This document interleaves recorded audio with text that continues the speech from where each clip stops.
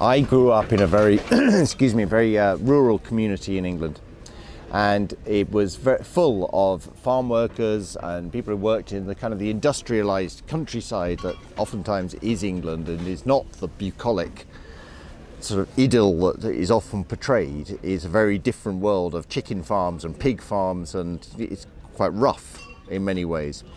And there were a lot of guys like Hap Collins that I grew up with, people who had sort of found themselves in their 30s and 40s, slightly stuck in dead-end jobs and not really having had a chance in life. And Hap Collins is very like that. We meet Hap and Leonard when they're in their mid-40s. They're working the rose fields. They're cutting roses in fields, and that's what they are. They're rosarians. It's a fancy word for picking roses. That's what they do.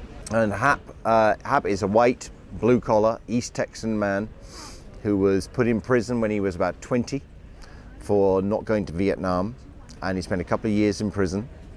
And Leonard Pine, who's played by Michael Kenneth Williams, is an African-American who is ex-Marines, happens to be gay, and has a lot of anger issues going on. And you kind of wonder how come these two people are friends? Well, they seem a very odd couple. What's going on here?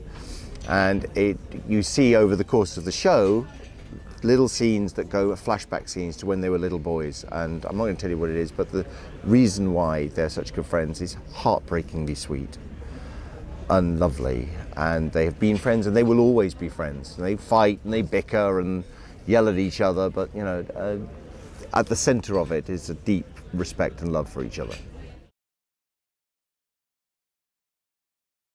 I don't think it's easy for anybody to do unless you come from East Texas. I hear from American actors when they talk to me about it, they go, "Oh man, that's a hard one. That's tough," because it is tough. It's very particular, very specific, and it is. But you grow into it, and you work with a dialect coach, and we had Joe Lansdale, who wrote the books, was on set all the time, and he's got a very thick East Texan accent.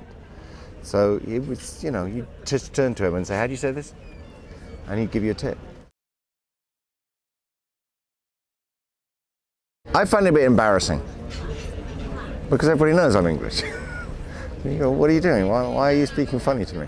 I maybe shouldn't. I probably should just try and stay in it. I mean, I know there are English actors who stay in it all the way through. I just feel like a bit of an arse when I do that. I'm not saying they are. I'm just saying that's how I feel.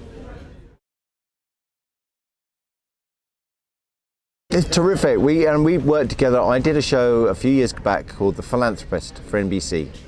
And I was playing this billionaire philanthropist called Teddy Wrist, and Michael was my security guy and sort of jet pilot and truck driver, and so he was my go-to sort of factotum.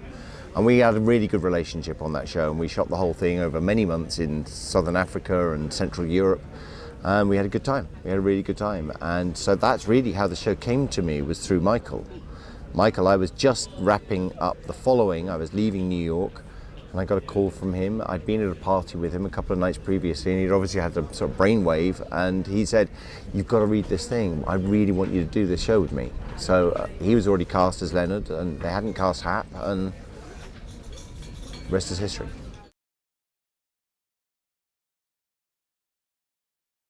The massive difference now, of course, is the attitude to television. When Hollywood lost so many of their great screenwriters for middling independent movies because they're not making so many of those, $25, $30 million movies, those writers had to go somewhere, and they're brilliant, extraordinary writers. And so they moved into television as soon as that happened, and it gave them much more power.